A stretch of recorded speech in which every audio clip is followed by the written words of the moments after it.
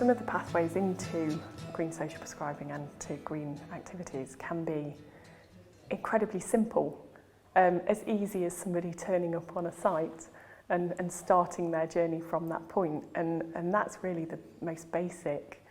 But where there are layers where somebody is going through a referral process and things like that, that can be a lot more considered, it can be a lot more hard work. It can cause quite a lot of anxiety for people, and that's sort of been raised as issues where people have come up against blocks. And actually reaching the person that you need to speak to, you can end up giving up.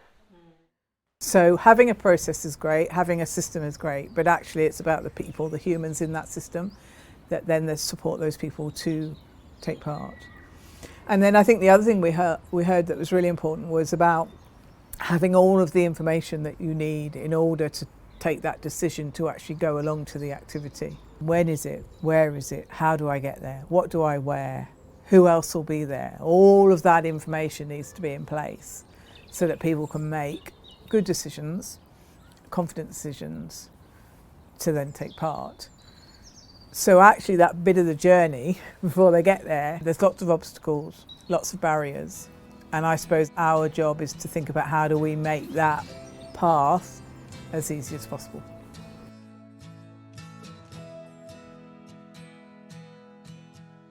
I looked at where the bus stops were in locality to them, where the tram stops were, parking, changing places, toilets. Do they have a cafe so you can get a drink?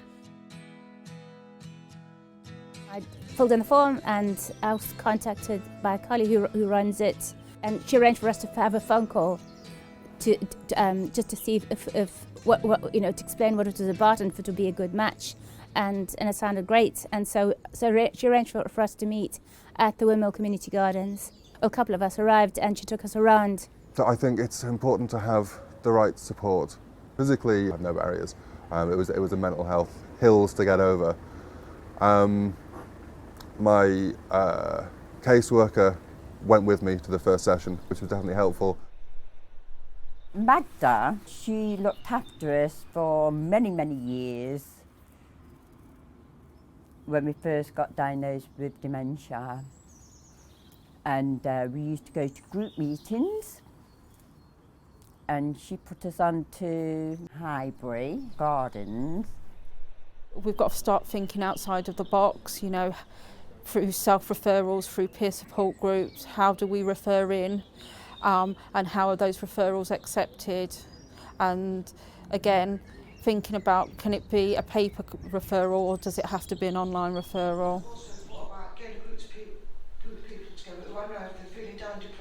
What was really clear from the journey mapping we did was that when they get to the activity, it's all ticks and stars and it benefits them so much.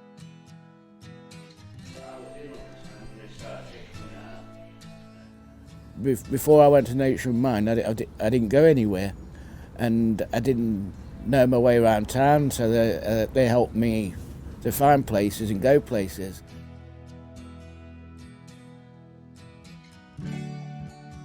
I think we need to just keep the impetus up, keep sharing these green spaces, keep making sure that activities are available, keep making sure that funding is available to make sure that these places continue.